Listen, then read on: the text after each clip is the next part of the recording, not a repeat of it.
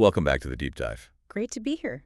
So our mission, as always, is to take these just mountains of corporate data, the dense annual reports, the deep cut histories. The stuff nobody really has time to read. Exactly. And to crystallize it, to turn it into pure, focused knowledge for you. We're here to provide that shortcut to being well-informed. And today, we are shining a very, very bright spotlight on a company that operates in a space most people rarely even think about. Right. But without them, the modern economy would probably grind to a halt. That's absolutely right. We are taking a deep dive into the corporate structure, the surprisingly accidental history, and the massive financial power of CDW Corporation. And this isn't a flashy consumer brand you see on TV. No, not at all. But it's completely foundational. We're using a comprehensive corporate profile as our source material today, and our goal is to really extract the critical insights about this major B2B player.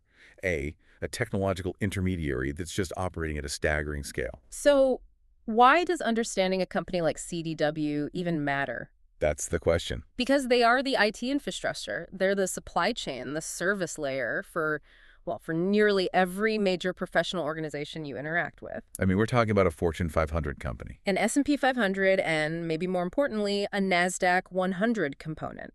This company facilitates the operations of businesses, governments, massive education systems, and healthcare providers across the U.S., the U.K., and Canada. They are the quiet giants. They don't make the computers, but they make absolutely sure the computers get to the right places, configured correctly, and supported reliably. Exactly. They are the essential plumbing, and the financial scale of that plumbing is really the hook for this whole discussion. So what's the big number? In 2023, CDW Corporation generated U.S. $21.0 billion in annual net sales. $21 billion. $21 billion.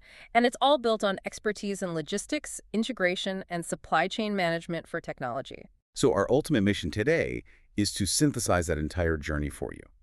How do you get from, a single humble classified ad in a newspaper? I mean, you can't get much more humble than that. To becoming a multi-billion-dollar multinational powerhouse. We're going to focus on the strategic acquisitions, the complex logistics, and the huge financial decisions that got them there over the last, 4 decades. Let's start right at the beginning. Because the origin story of CDW, which takes us back to 1984, is one of those perfect examples of accidental entrepreneurial discovery. Okay, let's unpack this history, because here's where it gets really interesting. The founder was a man named Michael Krasny, and he started the company as MPK Computing. Just his initials. Yeah, just his initials. Yeah. Which right away tells you this is a small personal operation. But the genesis, the spark of the idea, is what really defines their entire business model even today. Right. When we talk about finding a niche, Krasny didn't use, market research or some huge capital investment.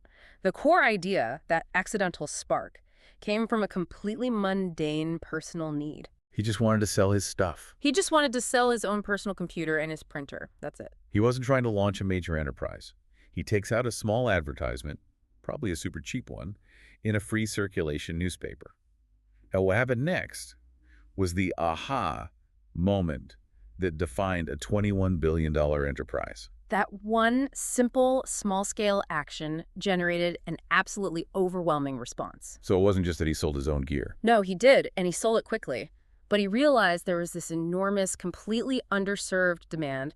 People and small businesses, they wanted computer hardware and they wanted it delivered efficiently, maybe at a good price, but most importantly, reliably. The market validation was just immediate. It was overwhelming. And it told him that the real value wasn't in selling a computer. Exactly. It was in facilitating the sale and delivery of many computers. He found the operational gap.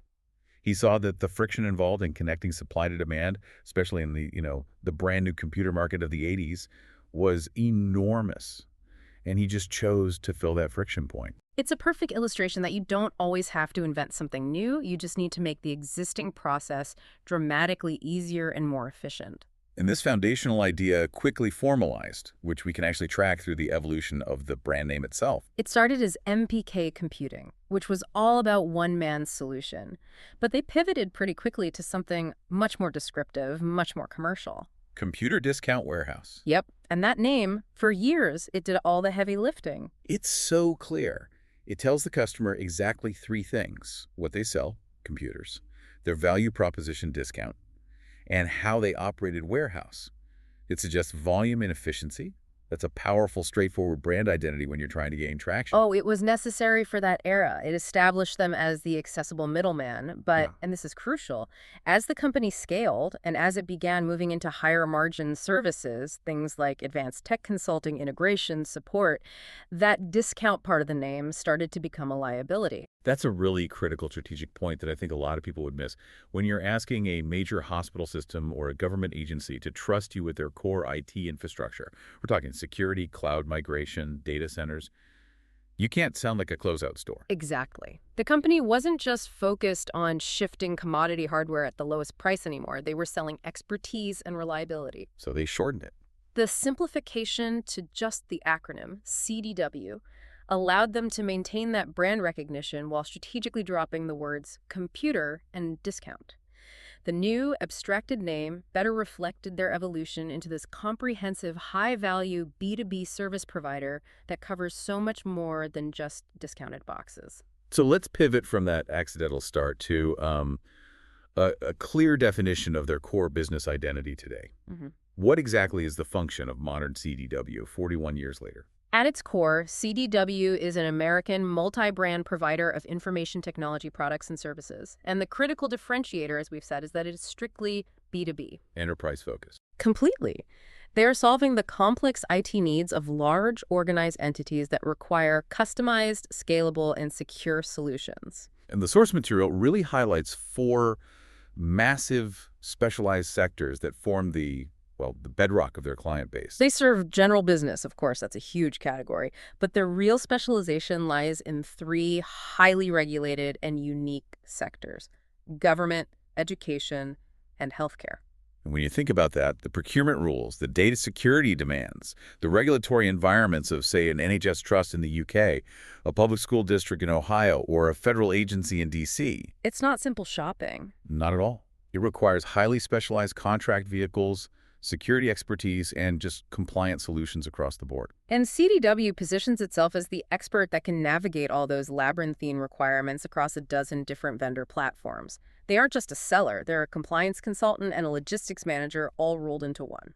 And that need for localized expertise also helps define their geographic reach. Absolutely. The headquarters is still in Vernon Hills, Illinois, but they operate across the United States, the United Kingdom, and Canada. And this tripartite structure is essential because IT needs, vendor contracts, they're often very country-specific. I think the specific detail about their Canadian operation is fascinating. It just speaks volumes about their B2B professionalism. They didn't just open a branch office. No. They established a deliberate, localized legal entity, CDW Canada Incorporated, based in Etobicoke, Ontario. And that decision reflects the reality of international B2B commerce. When you're dealing with government or major healthcare clients in Canada, you have to navigate specific privacy laws like BIPEDA and adhere to procurement standards that often favor local or domestically operating entities. So having CDW Canada Incorporated lets them operate like a Canadian company. Exactly. It lets them function seamlessly within the Canadian regulatory and economic ecosystem. It signals commitment and compliance to those huge clients. It's an expensive necessity, but it's critical for that market share. That commitment to localized detail and compliant service leads us perfectly into the next section: scale, scope, and infrastructure. When we say CDW manages the IT stack, we need to detail what that actually involves, because it goes so far beyond just, shipping monitors. The product breadth is it's dizzying. And that's because they aim to be a comprehensive, single-source IT supply chain partner for their clients. Okay, so they cover the basics, the fundamental computing elements, desktops, servers, and laptops. Right, but that's just the tip of the iceberg. Then they move into functional accessories and software. Peripherals, which could be anything from specialized medical scanners to high-security printers, and a massive array of software licensing. And they also handle the critical communications component. Telephony products. And this is where that integration challenge really comes in. Okay. If a client needs a new telephony system that integrates seamlessly with their existing CRM software, their new cloud environment, and their on-site server architecture, You have to make it work. CDW has to provide the solution that works, using maybe 3 or 4 different vendors' equipment. And then they manage the absolute infrastructure backbone, the non-negotiables for any major enterprise: power and storage. We're talking about massive data centers, complex UPS uninterruptible power supply systems, and petabytes of high-speed storage solutions. So the true value they're monetizing here isn't the cost of the hard drive or the server itself. No, not at all. It's Hmm. the expertise in synthesizing a multi-brand solution. They are the knowledgeable translator, standing between a client that needs a secure, integrated system and a marketplace that is just flooded with thousands of highly specialized vendors. Cisco, Dell, HP, Microsoft, IBM, hundreds more. And managing that whole ecosystem is where the people come in. It requires deep technical competence, which is exactly where those 15,100 employees add their primary value. So when you talk about synthesizing solutions for $21 billion in sales, you need monumental physical infrastructure to handle that volume and complexity. Oh, absolutely. Let's talk about the physical scale and logistics. The logistics of warehousing, staging, configuring, and shipping sensitive electronics for corporate and government clients, often under very tight deadlines. It demands an infrastructure that can really only be described as world-class. And the source material gives us some concrete numbers that really make that scale hit home. Let's start with their westward expansion. They opened the Las Vegas Distribution Center in early 2006. That facility covers a staggering 513,000 square feet. Wow. How big is that, really? To put that in perspective, that's roughly the size of 9 American football fields. Just for IT gear. All dedicated to staging, storing, and shipping IT inventory and pre-configured systems. Opening that center was a critical strategic move. It enabled them to slash shipping times across the western U.S. and service those massive West Coast corporate and government clients much more efficiently. And the original facility in Vernon Hills, Illinois, is only slightly smaller. It's about 450,000 square feet. And the fact that they maintained that massive footprint in the Midwest while expanding with an even larger facility out west just highlights the exponential physical expansion that was required to keep pace with their growth in the mid-2000s. It wasn't just about capacity then, it was strategic. It was strategic geographical positioning. This physical infrastructure is their nonverbal promise of reliability. Right. When a school district needs 5,000 laptops configured and delivered over the summer break, or a hospital needs an emergency server replacement, this 500,000 square feet of specialized logistics is the engine that makes that promise deliverable. Without this scale, you just can't compete in that high-stakes B2B environment. Okay, so now let's shift our focus to the corporate structure, the fine print that manages this whole $21 billion enterprise. Understanding the hierarchy gives us some insight into how they manage capital and risk. We should probably first note the consistent leadership. Christine Leahy serves as the chairman and CEO. Which is important. In a sector as dynamic as IT, consistent executive guidance is paramount for executing these complex, long-term acquisition and financial strategies that CDW pursues. So the corporate hierarchy is defined by 3 key entities that are mentioned in the source material. CDW Corporation became the overarching parent company in 2010. And beneath that parent, you have the operational arms. CDW LLC, which handles the core sales, services, and day-to-day operations. And, critically, CDW Finance Corporation, a wholly owned subsidiary. Yes. What does the existence of a dedicated finance corporation subsidiary tell us about a company operating at this kind of scale? It speaks volumes about the complexity of managing cash flow in a high-volume B2B hardware and services business. Right, because they're dealing with millions in inventory. Billions of dollars in inventory, managing supplier payment terms, and often offering flexible financing or leasing options to their own clients, especially in government and education where capital budgets are notoriously complex. So this structure helps them manage that. This dedicated structure allows them to isolate and manage those financing liabilities and assets separately from the core operational costs. It's standard practice for securing major lines of credit and managing capital flow efficiently. And before we dive headfirst into the financials, there's one fascinating detail that speaks to their long-term branding strategy. They position themselves as an information source, not just a seller. You're talking about BizTech magazine. Since 2005, CDW has published BizTech magazine on a quarterly basis. That is strategic genius. This wasn't just a flyer. It was a publication aimed squarely at IT decision makers. By publishing BizTech, they weren't just advertising their products. They were positioning themselves as a neutral, trusted source of industry trends, best practices, and technological insights. It's the ultimate soft sell. When a CFO or a CTO reads an article on cloud security strategies in BizTech and finds it genuinely informative, The next time they need a solution, CDW is already occupying that trusted thought leader space in their mind. It reinforces their expert status and moves them beyond a purely transactional relationship. It's a decades-long investment in relationship building and credibility, which is absolutely essential when you want to secure multi-million-dollar government contracts that rely so heavily on perceived expertise. Okay, let's pivot now into Section 4, financial power and market volatility. We've mentioned the $21 billion revenue for 2024. That's our starting point. But let's dive into the implications of the full snapshot provided in the source material. Focusing on those 2024 indicators, the $21.0 billion in revenue is colossal. But let's look at what they actually keep. The operating income was US $1.65 billion. And the net income came in at US $1.08 billion. This is the definition of a high-volume essential intermediation business. I mean, they're managing billions of dollars of complex inventory and supply chain costs. That means their gross margins on hardware sales are naturally pretty compressed. Absolutely. The margin profile for an IT intermediary is much, much tighter than for a software company or a core manufacturer.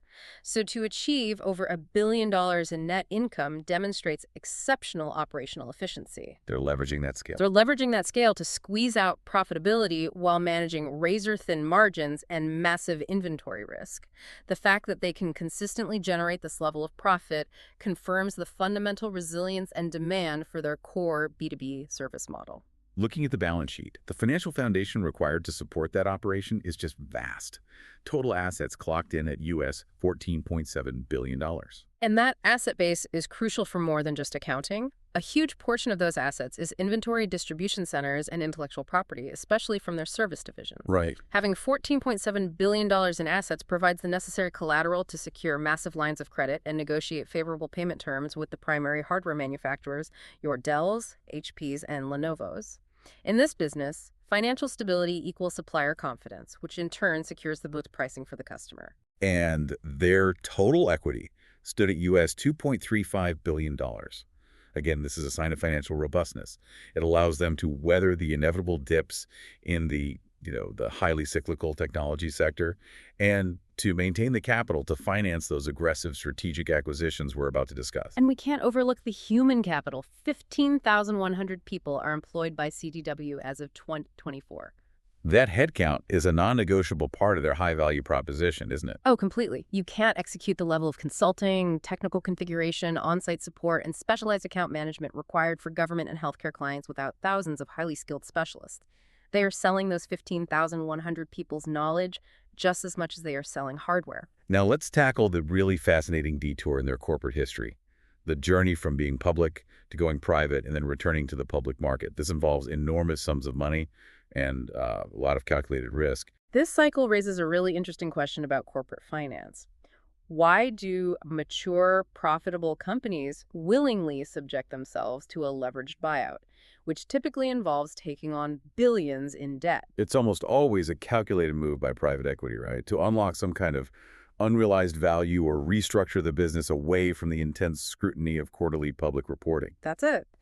And in CDW's case, the source tells us the major $7 billion acquisition occurred on October 12, 2007. And I want to pause on that date, October 12, 2007. Yeah, it's the timing. This was, historically speaking, right on the precipice. Yeah. The first tremors of the global financial crisis were being felt, but the full collapse of 2008 hadn't happened yet. So this $7 billion leveraged buyout by these two Chicago-based private equity firms, Madison Dearborn Partners and Providence Equity Partners, was in hindsight a massive high-stakes gamble. It meant that these PE firms acquired CDW using a substantial amount of borrowed money, the leverage, and almost immediately had to navigate the worst economic downturn in 80 years while servicing that huge debt load. That requires extraordinary strategic discipline and ruthless operational efficiency.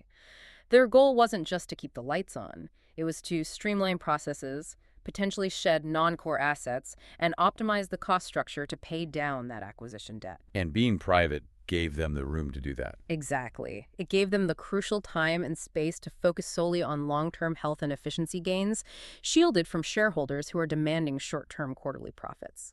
And after 6 pretty intense years under private equity management, they made their triumphant return to the public market. It went public again through an initial public offering, an IPO, on the Nasdaq-100 market on July 2, 2013, under the official name CDW Corporation. And that successful 2013 IPO, it signaled that the PE investors had achieved their goal. They had optimized the business, paid down enough debt, and repositioned CDW as a stronger, more efficient entity that was ready for public investment again. The whole 7-year cycle, private, restructured, public again, is a powerful testament to the fundamental, indispensable nature of CDW's core B2B model. It could sustain a $7 billion leveraged buyout and emerge stronger. And since that return, their market recognition has just solidified their position as an industry cornerstone. By 2018, they ranked 189th on the Fortune 500 list. Which places them among the largest U.S. corporations by revenue. But the true marker of their technological relevance is their inclusion in the key stock indices. They're an S&P 500 component, which signifies size and stability, but the more specialized recognition came just recently. December 18th, 2023, CDW became a component of the Nasdaq-100 index. And that inclusion in the Nasdaq-100 is significant. It's really significant because that index is traditionally reserved for the largest, most established, and most stable non-financial companies listed on the Nasdaq-100 market. We're talking the biggest tech and growth players. It cements CDW's status, not just as a profitable distributor, but as a central, indispensable giant of the digital economy. It solidifies their transformation from a discount warehouse into a recognized technology infrastructure service provider whose performance is crucial to the market as a whole. Okay, let's now turn our attention to the specific actions that drove that growth. Moving into Section V, we need to talk about strategic acquisitions. A key part of reaching that $21 billion scale was not just organic expansion. No, it was buying specialized expertise and geographic reach. Strategic acquisitions are the corporate equivalent of filling knowledge gaps instantly. Right. When you operate in a sector as complex as IT, you just can't afford to spend years building expertise in, say, advanced data security or global logistics. It's often faster and more cost-effective to just buy a company that already excels in that niche. And CDW had established this pattern pretty early on. The source notes that Micro Warehouse was acquired back in September 2003, and that was already their second major acquisition, which shows they were dedicated to external growth from the early 2000s. But the acquisition that truly defined their shift in value proposition was the purchase of Berbee Information Networks Corporation in 2006. This was pivotal because it changed what CDW was selling. Let's get into the details of that move. Berbee was purchased in October 2006 for $175 million, and it was an all-cash offer. Which in itself speaks to the financial muscle CDW was already flexing even before the private equity buyout. So what was the strategic value? It was immense. Berbee was not just another hardware reseller. They specialized in high-value products and services from the heavyweights of enterprise IT, IBM, Cisco, and Microsoft. So the complex stuff. The really complex stuff. These are the vendors whose solutions require high-level certified engineering expertise to implement and maintain. By acquiring Berbee, CDW immediately bought that expertise and those established high-level vendor relationships. Which instantly moved them beyond being primarily a hardware fulfillment company. And into the much higher margin business of advanced technology services. Right, and this is the key to understanding profitability in this sector. It is. Selling a laptop might generate, a 5% margin? But implementing and managing a complex Cisco network or a secure Microsoft cloud migration can generate 20%, maybe 30% service margins. Berbee allowed CDW to capture that high-value revenue stream. And it wasn't long before Berbee became a key operating division. Known as CDW Advanced Technology Services. And beyond the services, Berbee also provided an instantaneous regional injection, didn't it? It was based in Wisconsin, but had established offices all across the Midwest. Illinois, Indiana, Michigan, Minnesota, Ohio, and Wisconsin. That is a pre-packaged expansion. Instead of building 6 new regional sales and service offices from scratch, they bought an established functional network, instantly cementing CDW's dominance in a crucial economic region that holds numerous large corporate, industrial, and educational clients. So from U.S. regional expansion, the next logical step was international consolidation. Which brings us to the Kelway acquisition in 2015. And Kelway was their definitive leap to establish a real international presence beyond just the U.S. and Canada. It was. Kelway was a London-based multinational business already well established in the European IT sector. This was CDW buying a bridgehead into the entire EMEA market. And the way they structured this acquisition is just a textbook example of corporate risk mitigation. It wasn't one massive outlay. No, they first bought a 35% stake in Kelway. Which is smart. That initial minority stake served a couple of crucial functions. First, it gave CDW immediate operational access and revenue consolidation. Second, and more importantly, it was a test drive. They could see if it really worked. They could integrate Kelway's systems, assess its culture, validate its financial performance, and make sure there were no unexpected complications before committing the full capital. And the test proved successful. 8 months later, on August 3, 2015, CDW acquired the remaining 65%. This two-step buyout approach ensured a measured, deliberate, and de-risked integration of a major international asset that instantly expanded CDW's geographic footprint and solidified their ability to service multinational clients operating across the US, UK, and Canada. And this aggressive strategic consolidation didn't stop there. Bringing us closer to the present, CDW continued to identify specialized service providers that deepened their offerings. Which leads to the acquisition of Sirius Computer Solutions, Inc. And this happened recently, in 2021. The acquisition of Sirius, which was a high-level IT integrator and solutions provider, just confirmed that the overarching strategy remains consistent. Right. Continuously identify, acquire, and integrate specialized capabilities, especially in high-value services like cloud management and complex data center operations, to maintain their competitive edge and service depth. It shows that even a company operating at $21 billion in revenue cannot afford to stand still. They have to constantly look outward. Buying innovation and expertise to maintain relevance in a relentlessly evolving technological landscape. It certainly does. I mean, if we connect all of this, the strategic movement, the financial engineering to the bigger picture, CDW is just a masterclass in the strategic power of consolidating necessary IT services and navigating the financial life cycle of a massive enterprise. Going private to restructure, then returning public to fund further growth. Exactly. The ultimate lesson here for you, the learner, is that value creation isn't always about radical technological invention. Sometimes the most valuable position in the economy is that of the central nervous system for procurement, logistics, and service integration. They are the essential link that translates complex technology into usable business solutions. Okay, let's synthesize the key takeaways here for you so you can walk away with the critical insights from this deep dive into CDW Corporation. First, I think you have to appreciate the immense scale and complexity of IT intermediation. This is a $21 billion company built entirely on providing multi-brand solutions. It's a logistical and technical feat that requires managing intricate relationships with thousands of vendors while serving 4 distinct, demanding client sectors. Second, consider the sheer adaptability shown over their 41-year history. It's the journey from a single personal computer classified ad to a global enterprise serving not just corporate America, but the healthcare systems and government entities of 3 different countries. That requires constant strategic reevaluation. Especially shown by their decision to drop the discount identity as they matured into a service-first organization. Right. And third, the indispensable necessity of targeted strategic acquisitions.